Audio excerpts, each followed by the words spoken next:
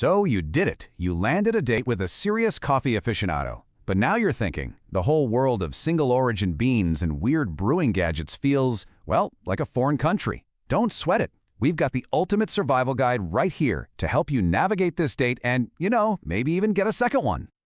The key here is just to understand their passion. For someone who's really into it, coffee isn't just a drink. It's a hobby, it's a ritual, it's this whole universe of flavor. So let's dive into the absolute essential do's and don'ts that'll help you make a fantastic first impression. First things first, let's talk about the pitfalls. Think of these as conversational landmines that can make a great coffee date go cold fast. We're going to walk through what you should absolutely avoid so you can just relax and be confident.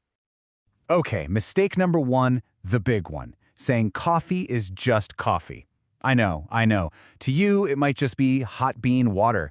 But to them, every single bean, every brewing method, it tells a unique story. Brushing that off is pretty much the quickest way to signal that you really don't get their passion.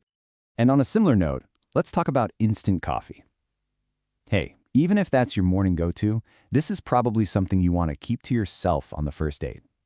Bringing it up is kind of like talking to a professional artist about how much you love stick figures. You're operating in two completely different galaxies. Now for a small but really important detail. It's pronounced espresso with an S. There's no X in there. And a fun fact for you, the name actually comes from an Italian word that means pressure, which is how it's brewed. It's a super common mix-up, but trust me, getting it right shows you're paying attention.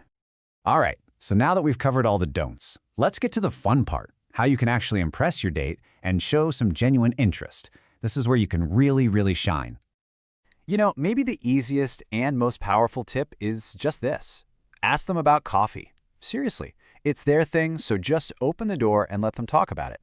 Not only are you going to learn something cool, but you get to see their face light up when they share what they love. And honestly, that kind of passion is incredibly attractive.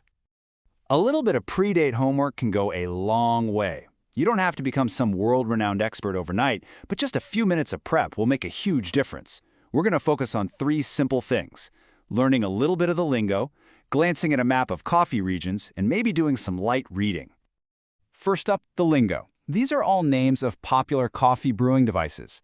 You don't need to know the physics of how they all work, but just recognizing names like Chemex or Aeropress when your date brings them up, that's going to help you avoid that deer-in-the-headlights look. It shows you're engaged. Next up, a little geography. In the coffee world, where the bean comes from is everything. So when your date starts talking about the fruity notes of an Ethiopian coffee or the chocolatey taste of a Guatemalan one, having a basic mental map of these places will help you follow right along. It keeps the whole conversation flowing. Okay, you've totally mastered the basics. Now let's get into some of that next-level insider knowledge.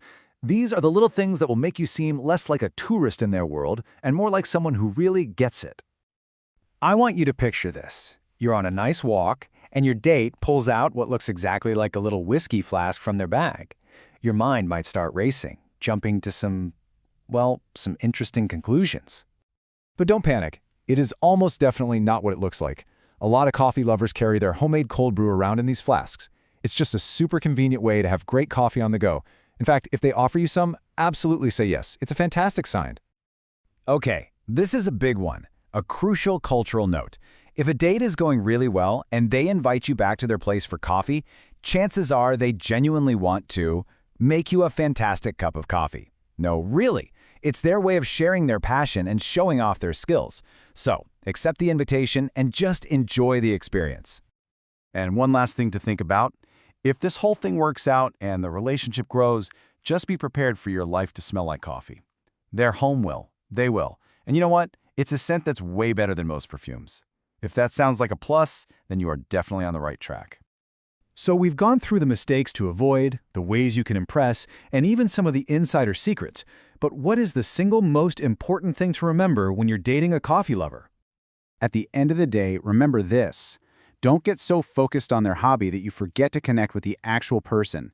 If you're not clicking, no amount of coffee knowledge is going to fix that. And on the flip side, please don't let one bad date ruin the wonderful world of coffee for you. It really all boils down to this simple philosophy. People can come and go, but a truly great cup of coffee can be a constant source of joy.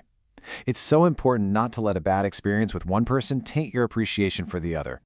So there you have it. You've got the tools, you've got the confidence, you can walk into that cafe and have a fantastic time. You know what to avoid, what to ask, and how to show you're genuinely interested in their world. The only question left is, are you ready to give it a shot?